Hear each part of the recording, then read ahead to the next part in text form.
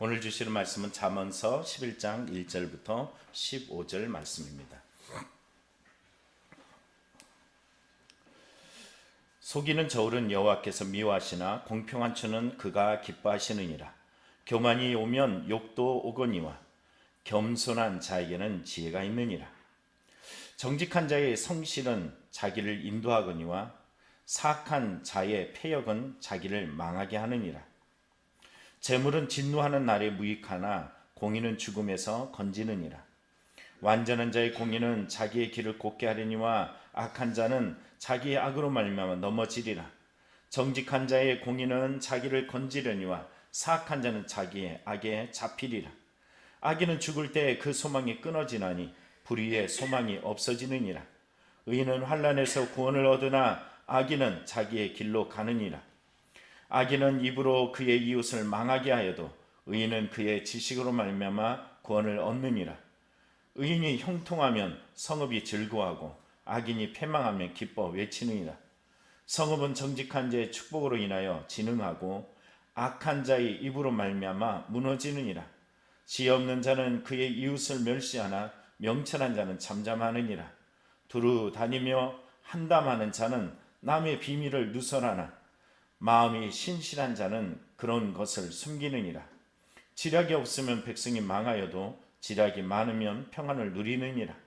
탄을 위하여 보증이 되는 자는 손해를 당하여도 보증이 되기를 싫어하는 자는 평안하느니라. 아멘. 말씀 묵상에 보면은 이런 이야기 나오죠. 사랑에 대한 이야기가 나옵니다. 순우리말로 이 사랑은 바로 생각사로 시작해서 양을 말하는 바로 이 단어가 합쳐져서 사랑이라는 거예요. 그러니까 내가 무엇을 많이 생각하느냐, 그 얼마만큼 생각하느냐의 그 양이 곧 사랑이라는 거예요. 암흑의 대상을 어떤 사람을 많이 생각하는 게 사랑이라고 이야기합니다. 여러분 무엇을 많이 생각하고 있습니까? 오늘 성경을 보면 오늘 본문의 11장 1절부터 15절에 보면은 이 크게 주제를 두 가지로 나눠져요. 하나는 바로 태도에 대한 것이고 하나는 영향력에 대한 것입니다. 우리의 삶에 어떤 태도를 가지고 있느냐라는 이 태도는 어디로부터 오는 걸까요? 내 마음이 무엇을 생각하고 내 마음이 무엇을 계획하고 내 마음이 무엇을 목적으로 살아가느냐에 따라서 그 행동 양식과 언어들과 그 모든 것들이 그대로 삶에 투영될 수밖에 없는 것입니다. 오늘 보면 1절에 보면 속이는 저울이라고 표현하죠. 이 속이는 저울은 여호와께서 미워하시고 공평한 차는 그가 기뻐하시느니라 이렇게 말해요. 여기서 말하는 속인다라는 말은 이 말은 이런 뜻이에요. 속이다, 사기 이런 뜻을 가지고 있습니다. 근데 이것은 어떻다고요? 하나님께서 미워하신대요. 공평한 추라는 것은 뭘까요? 이 사전에서 찾아보니까 완전한 또는 안전한, 평화로운, 정확한 이런 뜻을 가지고 있어요. 정확한 추는 어떤 거냐면은 하나님께서 기뻐하신대요. 여러분 우리가 저울이라는 것과 공평한 추라는 이 대상은 이 땅에서 어떤 물건의 양과 그리고 정확도를 설명하고 있는 것인데 이것을 설명할 때 뭐라냐면 하나님이 기뻐한다, 하나님이 또는 미워한다 이렇게 표현하고 있어요. 세상의 저울이 중요한 것이 아니라 뭐가 중요한 걸까요? 하나님의 기뻐하느냐 미워하느냐가 중요한 거죠. 이 땅에 살아가면서 내가 저울을 속이는 것은 우리는 물질적인 어떤 욕망으로 이렇게 비춰지지만 실상은 그의 마음에 누구 두기를 싫어하는 거예요? 하나님 두기를 싫어하는 거예요. 그런데 성경을 읽다 보면요, 아모스의 8장의 5절 6절에 어떤 이야기가 나오냐면 이런 이야기가 나와요. 언제 안식일이 끝날까라고 이야기하면서 내가 어떻게 하면은 이 성경 그냥 읽어드릴게요. 그게 훨씬 나을 것 같은데 한번 읽어드릴게요. 들어보십시오. 아모스 8장 5절 6절입니다. 너희가 이르기를 월삭이 언제 지나서 우리가 곡식을 팔며 안식일이 언제 지나서 우리가 밀을 낼고 에바를 작게 하고 세계를 크게 하여 거짓 저울을 속이며 은으로 힘없는 자를 사며 신 한 켤레로 가난한 자를 사며 찌꺼기 밀을 팔자 하는도다. 여기서 말하는 저울로 예비하는 에바를 작게 하고 세계를 크게 한다는 이 단어를 이것을 공동번역 개정판으로 보면요, 돼, 옛날에 쌀 이렇게 뜨는 돼 있죠. 그 되를 작게 하고 추는 이 무게를 다는 추는 크게 만들고 가짜 저울로 속이며 바로 등 뒤라는 이야기는 이 팔아먹지 못하는 이 쓸데없는 이 찌꺼기 밀을 가지고 그걸 팔아먹자 이렇게 생각하고 있어요. 이게 결국 가난한 자를 고통스럽게 하고 힘들게 만들고 이렇게 또 안식일을 드리고 월삭을 드리지만 그들의 마음에 누가 없다? 하나님이 없다요. 아모스서는 이스라엘 백성들이 멸망할 것을 그들에게 책망하고 그것을 선언하고 있는 것이죠. 결국 이들의 삶 속에 하나님 두기를 싫어하고 있다는 거예요. 분명히 안식일을 지키고 특별하게 월삭을 지키고 있지만 그들의 마음속에 하나님이 없다라는 거예요. 그들의 삶은 자기를 기쁘게 하지 하나님을 기쁘시게 하는 것이 아니에요. 여러분 누구를 기쁘게 하고 있어요? 이 땅에 살아가다 보면 우리는 내 기쁨을 위해 살잖아요. 자기 기쁨, 자기 만족, 자기의 희락, 자기의 즐거움, 여러분 이런 것들을 중시하면서 살아가잖아요. 근데 성경은 우리에게 말해요. 너의 삶의 태도가 어딨냐? 세상의 추를 움직이고 세상의 저울을 움직이는 것은 너의 마음속에 어디 있다? 하나님을 향한 태도에 있다. 주를 기쁘시게 할까? 사람을 기쁘시게 할까? 내가 사람을 기쁘시게 하면 하나님의 사람이 아니다라고 바울 사도는 갈라디아서 1장을 통해서 우리에게 말해주고 있습니다.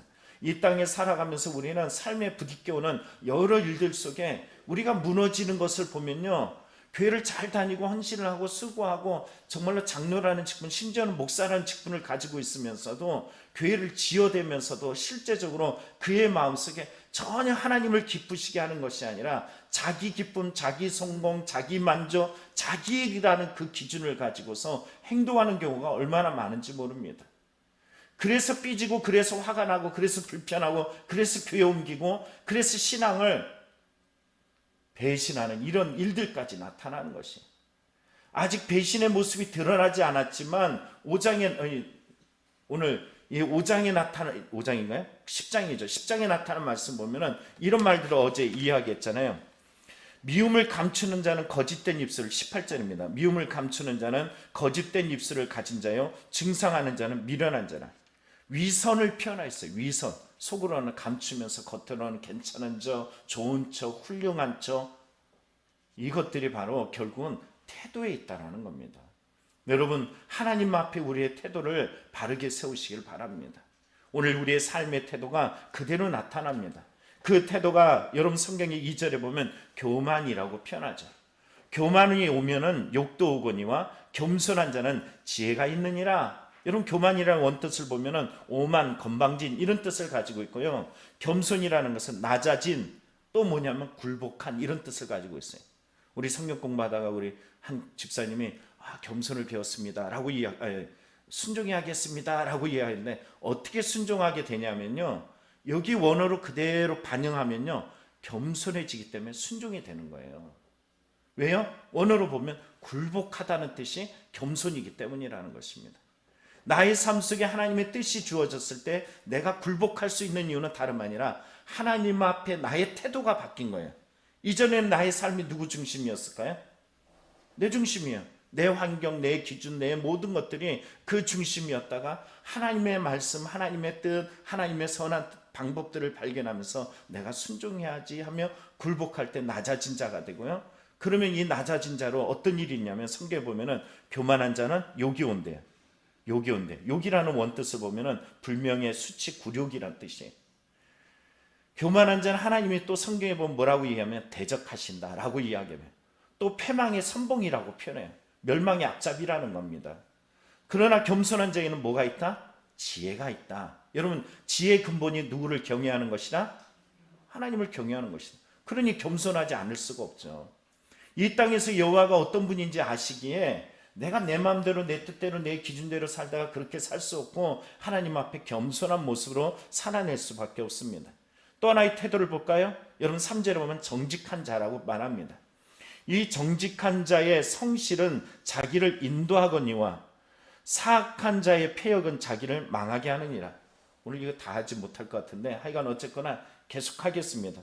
정직한 자라는 이 정직한 자는 어떤 사람일까요? 하나님 앞에 의로운 사람, 하나님 앞에 진실한 사람이죠. 그의 성실이라고 말한 것처럼 그의 수고, 그의 애씀, 그런 모습은 누구를 인도하냐면 날마다 그의 애씀과 수고가 결국은 자신을 인도해 나가요. 그러나 사악한 자, 정직한 자와의 대조되는 부분이죠. 이 사악하다는 원뜻을 보면 부정한 자 또는 삐뚤어진 자, 왜곡한 자 이런 뜻을 가지고 있어요. 이런 자들은 어떻게 한다고요? 사악한 자의 패역이라 말하는데, 이러한 자의 패역이라는 것은 속이다 배신하다는 뜻을 가지고 있어요. 이런 배신한 자는 자기를 망하게 된대요. 여러분, 망하는 법이 아주 쉬워요. 어떤 방법이요? 부정한 마음, 삐뚤어진 마음, 왜곡된 마음을 가지고 있으면 자기는 망하게 되어 있어요. 하나님 앞에 정직하게 살겠다라는 것은 하나님이 내 안에 들어와야지 내가 정직해지는 거예요. 내가 정직하게 살겠습니다 그래서 정직해지지 않습니다. 하나님을 내 마음에 두면 하나님이 추가되고, 하나님이 우리의 삶에 저울이 되어 주셔서 우리의 삶에 무게를 달아주시고 그 가치를 통해서 우리에게 역사하시는 줄 믿습니다. 또한 재물에 대한 태도가 있죠. 4절을 보면 재물은 진노하는 날에 무익하다. 여러분, 재물이 어떻다고요? 재물이라는 것은 진노하는 날에 무익하대요. 하나님의 심판의 날에 재물을 가지고 갈 수 있느냐? 돈으로도 못 가요 하나님 나라. 우리는 이렇게 부르면서 우리는 하나님을 두려워하기보다는 재물을 두려워하는 경우들이 참 많습니다. 그런데 이러한 재물이라는 것은 진노하는 날에 무익하지만 우리의 이 땅에서 재물보다 더 귀한 것이 있다는 거예요. 그건 바로 공의라는 것입니다. 공의. 이 공의라는 것은 단순히 도덕적인 것이 아니라 하나님으로 말미암아 너그럽고, 하나님으로 말미암아 관대하고, 하나님으로 말미암아 삶 속에 가질 수 있는 여유, 평안들을 표현하는 단어예요.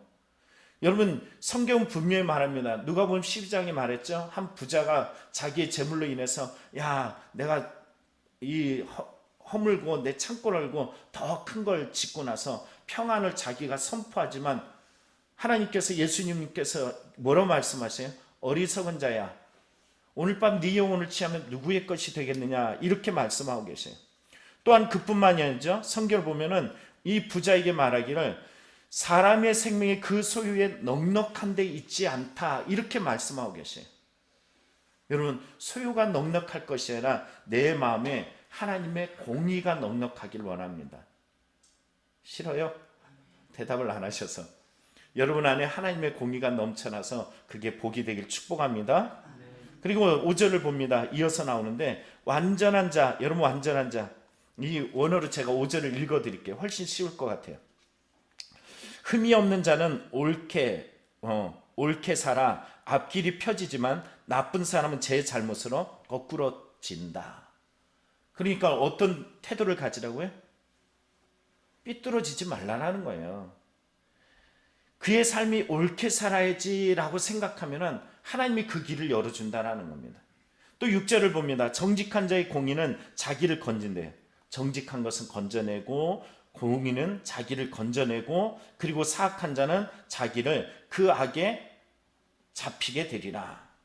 여기 말하는 것처럼 결국은 자기의 악, 이 악이라는 것은 사기꾼, 욕심, 반역 이런 뜻을 가지고 있는데, 자기가 속이고 자기가 속임에 당해가지고 결국 망하게 될 것을 말합니다. 7절을 말하면 악인은 죽을 때 그 소망이 끊어지지만 불의의 소망이 없어지느니라. 다시 말하면 악인이라는 원어를 보면요, 공동번역 개정판에 이렇게 말하면 불의하게 살면 죽을 때 그 소망이 끊어져, 이런 말이에요. 내가 이 땅에서 잘 먹고 잘 살고 부유하고 성공하는 것 같지만 죽을 때 되면 그 삶이 어떻게 냐면은 그의 인생이 불의하다는 거예요.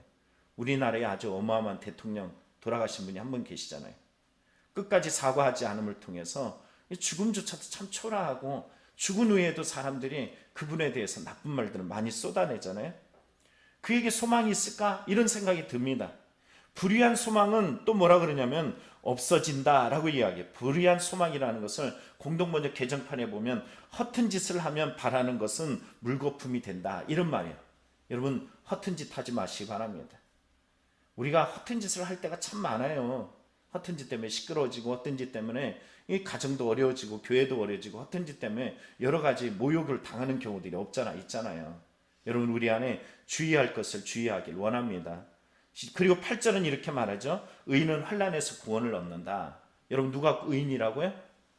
하나님 앞에 여유 있는 사람, 그 하나님 앞에 의로 믿음으로 살아내는 사람, 그래서 그 마음에 관대함이 있고 여유가 있는 사람, 이런 사람은 환난에서 하나님이 구원해 주신대요. 여러분 무엇을 염려할까? 그렇지만은 이 염려라는 것이 키를 한 자, 너의 목숨을 한 자라도 크게 할 수 있다 없다? 없다라고 얘기해요. 하나님께 맡길 수밖에 없는 거예요. 근데 하나님께 맡기면 하나님은 구원해 주신 줄 믿습니다. 그러나 악인은 그 길이 결국은 표준세번역으로 보면 가느니라, 자기 길로 간다라고 얘기했는데 악인은 오히려 재난 속에 빠진다. 결국 하나님은 심판하십니다. 악인이 잘 사는 것 같지만 결국은 하나님의 심판이 반드시 온다라는 것을 기억하면서 하나님의 의롭게 살아가는 성도가 되길 축복합니다. 여러분 시간이 없어서 9절부터 마지막 15절까지 통틀어서 한 번으로 이야기하면요, 여러분 9절을 보시죠. 악인은 이라고 얘기하는데 이 악인이라는 이 공동번역을 보면은요, 이런 말이에요. 이 악인이라는 것은 기도로 이웃을 살린다, 이런 뜻이에요. 자, 악인은 입으로 그 이웃을 망하게 하여도 의인은 그의 지식으로 말미암아 구원을 얻는다. 자, 악인은 입으로 그 이웃을 망하게 하지만은 의인은 어떻게 해요? 공동번역 개정판에 참 은혜가 되는 말씀이 있어요. 기도로 이웃을 살린다. 악인은 입술로 어떻게 한다고요? 이웃을 망하게. 그러나 의로운 자, 의인은 입술로 뭐예요? 맞아요, 기도한다는 뜻이에요. 그래서 이웃을 살린다라고 이야기합니다. 그래서 이런 사람들이 결국은 살아나면은 성읍이 절구하지만은 그런 악인이 패망할 때는 사람들이 또 기뻐한다는 거예요. 이 정직한 자가 많아지면 많아질수록 그 자리는 어떤 자냐면 축복의 현장이 됩니다. 여러분 우리가 기도하면서 남을 살리는 성도들이 우리 시간 함께 하는 게 많잖아요. 아멘. 네. 그렇죠. 정말 열심히 기도하잖아요. 그리고 담임자가 얘기하는 마음이 있어요. 우리 성도님들 참 착해요. 진짜예요. 저기 거짓이 아니라 진심으로 말하는 우리 성도님들 정말 착해요. 이런 마음들이, 이 마음들을 결국은 하나님을 바라보는 성도들이 많아지는 거예요. 이전에는 어떻게 살았는지 모르겠어요. 말할 수도 없겠죠. 이전에 참 저도 가슴앓이 많이 하고 고통도 많았는데 어느 날 보니까는 말씀만 해, 그리고 기도 매일 하고 이러다 보니까는 자기도 살고 누구도 살아요. 주변인들도 살리는 이런 성도들이 되었습니다. 오늘 여러분 안에서 이제는 더 지켜나갈 것이 있어요. 그건 뭐냐면은 12절에 말하죠. 이웃을 멸시하지 않고 남의 비밀을 누설하지 않는 사람. 그리고 14절에 보면 지략이 없으면 백성이 많아도 지략이 많으면 평안을 누리니라는 것처럼 이 지략이라고 얘기하는데 단어적으로는 원래 원어적으로는 다르지만 지도자 또는 지도 좋은 충고자 좋은 이런 것들이 없으면 망하여도 지략이 많으면 평안을 누리니라 하는 것처럼 우리의 삶에 이것도 없고 저것도 없고 이것도 없어도 오직 하나님의 말씀을 내 마음에 두고 하나님의 말씀을 기준으로 살아가는 목회자가 될 수 있도록 더 기도해 주시고, 여러분이 그런 말씀이라면 언제라도 순종 예 아멘 하면서 쫓아온다면 그 안에 하나님께서 살리시고 평안 주시는 이런 복과 은혜들이 넘쳐나는 지혜로운 교회, 하나님의 생명을 주는 지혜로운 성도들이 다 되게 될 줄 믿습니다. 그런 삶으로 오늘도 살아내는 여러분을 축복합니다. 기도하겠습니다.